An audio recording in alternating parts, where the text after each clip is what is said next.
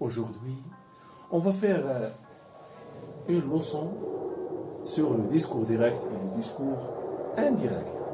Alors, qu'est-ce que c'est que le discours direct? Le discours direct consiste à rapporter les paroles de quelqu'un telles qu'elles ont été prononcées. C'est-à-dire, on ne doit pas changer ces paroles. Prenons cet exemple. Amin dit, j'ai réussi à l'examen. Amin dit, j'ai réussi à l'examen. إذا كما تلاحظوا هنا ففي الديسكور ديريكت فكنحتفظوا بالأقوال كما هي. يعني كنقلوا الأخبار ولكن كنحتفظوا بها كما هي ما كنبدلوهاش. أمين دي j'ai réussi à l'examen. قال أمين لقد تفوقت في الامتحان. ما كنبدلوا والو. هنا كنهضروا على لو ديسكور ديريكت. سهلة. أنا دابا لو ديسكور انديريكت. لو ديسكور انديريكت c'est quoi le discours indirect? À votre avis, c'est quoi le discours indirect?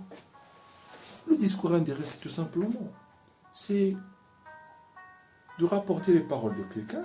C'est le même rôle que le discours direct, mais on va subordonner les paroles à l'aide de la conjonction que, dans le cas de la phrase déclarative. Ok? Dans le cas de la phrase déclarative, on doit quoi? Subordonner les paroles à l'aide de le subordonnant que. Très bien. Passons maintenant à cet exemple.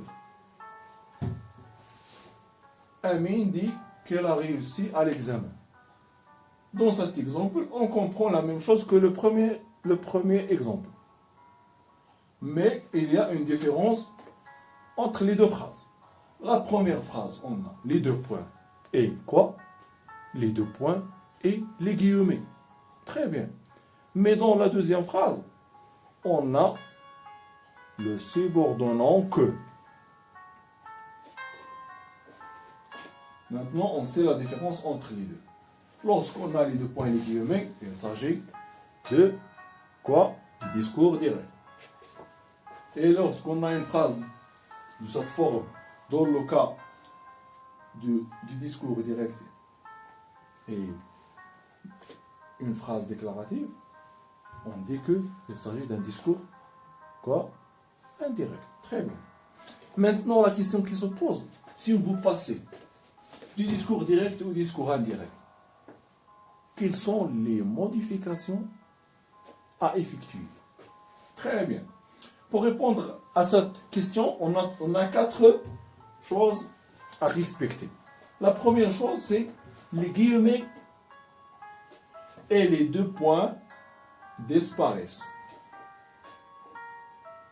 Comme vous voyez dans le deuxième exemple, on n'a pas les deux points et les guillemets. Très bien. La deuxième chose, on doit rapporter les paroles en utilisant le subordonnant que. Lorsque la phrase a transformé au discours indirect et quoi? Et déclaratif. Excellent. Nous sommes dans le cas de la phrase déclarative. Là, c'est comme ça. On doit noter bien que la conjonction que doit être répétée pour chaque nouvelle proposition subordonnée. Prenons notre exemple. Amin dit, j'ai réussi à l'examen. Très bien. Supposons qu'on a une deuxième phrase dans cet exemple. J'ai réussi à l'examen et j'ai fait une grande fête. Très bien. تفوقت في الامتحان وقمت بحفلة كبيرة. Alors, pour respecter cette règle dans la deuxième, on doit répéter le subordonnant que dans chaque nouvelle proposition. Donc on a la première proposition et la deuxième proposition c'est et j'ai fait une grande fête.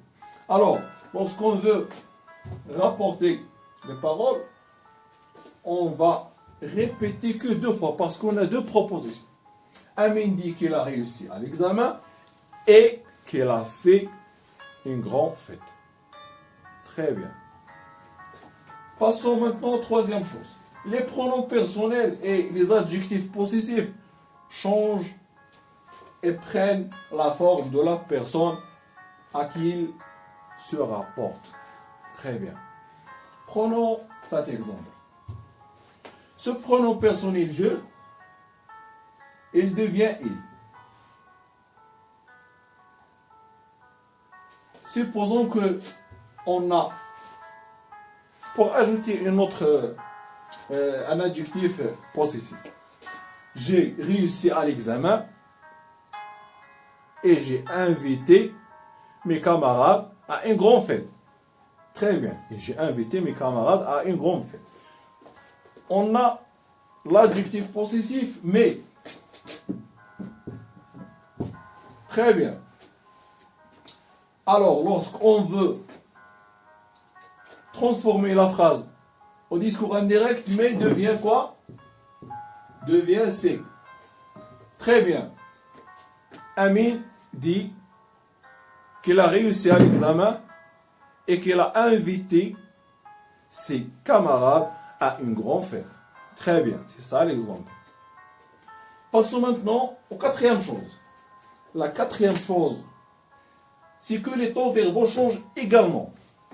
C'est le verbe introducteur et au passé. On a le verbe introducteur. Dans la deuxième partie, on va voir quels sont les changements qu'on doit effectuer au présent. si le verbe C'est introducteur est pour passé. cela on a conservé le passé composé dans les deux exemples.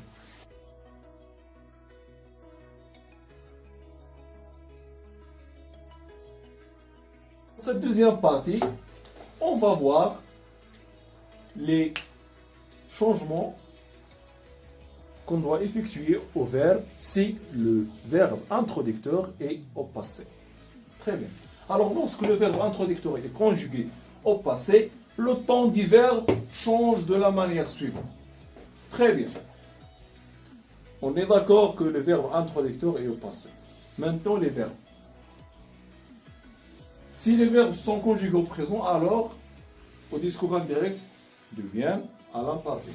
Et s'ils sont conjugués au passé composé, on doit les changer au plus qu'au parfait dans le discours indirect. Et si les verbes sont conjugués au futur simple, on doit les changer au conditionnel présent. Prenons l'exemple 1, le cas du présent. On va lire l'exemple. Il m'a dit, je vais bien. Très bien. Il m'a dit, je vais bien. Le verbe dire est conjugué au passé. Si le verbe introducteur qu'on a dit ici est conjugué au passé. Maintenant, le verbe dans cette phrase est conjugué en quel temps? Très bien. Il est conjugué au présent. Alors, pour transformer du discours direct au discours indirect, on doit effectuer un changement à ce verbe. Qu'est-ce que c'est que ce changement? On doit le conjuguer à l'imparfait. Très bien. Il m'a dit qu'il allait bien. Comme ça, on a respecté cette règle.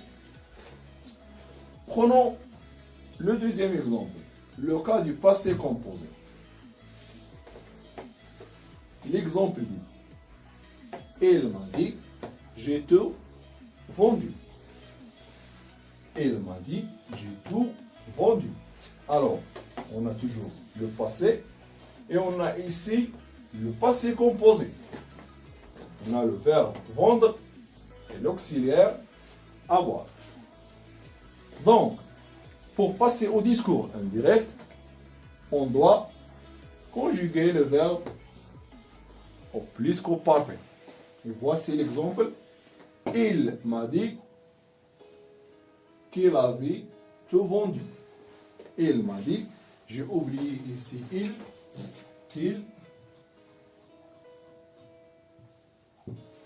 il m'a dit qu'il avait tout vendu. Très bien. Il m'a dit qu'il avait tout vendu. On a conjugué le verbe vendre au plus qu'au parfait. Très bien. Passons maintenant au troisième exemple. Si il s'agit du futur simple, on doit conjuguer le verbe dans le discours indirect au conditionnel présent. Très bien. Prenons cet exemple. Il m'a dit, je te téléphonerai. Il s'agit du futur simple. Je te téléphonerai. Alors, pour transformer discours direct en discours indirect, on a dit qu'on doit utiliser le conditionnel présent si le verbe est conjugué au futur simple. L'exemple, il m'a dit qu'il me téléphonerait. Très bien. Donc, c'est ça les trois exemples qu'on doit garder dans la mémoire concernant la transformation des discours directs au discours indirect lorsqu'il s'agit d'une phrase déclarative. Très bien. J'espère que vous allez bien compris et à la prochaine leçon. Avant de terminer cette vidéo, je vais expliquer en arabe ce que j'ai dit. إذا فاش كنبغيو ندوزو من الديسكور ديريكت للديسكور انديريكت فاشنو كنديرو؟ بحال عندنا لو فيرب انتروديكتور يعني هذا هو لو فيرب انتروديكتور يعني مثلا هو لو فيرب ديال اللي كونجيغي باسي يعني مصرف في الماضي فضروري هذاك الشيء اللي داخل كنصرفوه حتى هو بحال كان عندنا داك الشيء اللي داخل في البريزون فكنصرفوه في لام بارفي بحال كان عندنا في الباسي كومبوزي فكنصرفوه بطبيعتها في لو بليسكو بارفي très bien. في حالة كذلك كان عندنا في الفيتور سامبل غادي نصرفوه في لو كونديسيونيل بريزون وكذلك الفو فيغ اتونسيون هنا ما ولات بقات ما ماشي مشكل هنا ما تيتغير والو ولكن الوسط هنا entre les guillemets qu'on doit effectuer le changement. Je ولات il, te ولات me. Ok? إذا les pronoms personnels changent et les adjectifs possessifs changent aussi. Très bien, j'espère que vous avez bien compris la leçon et merci pour votre attention.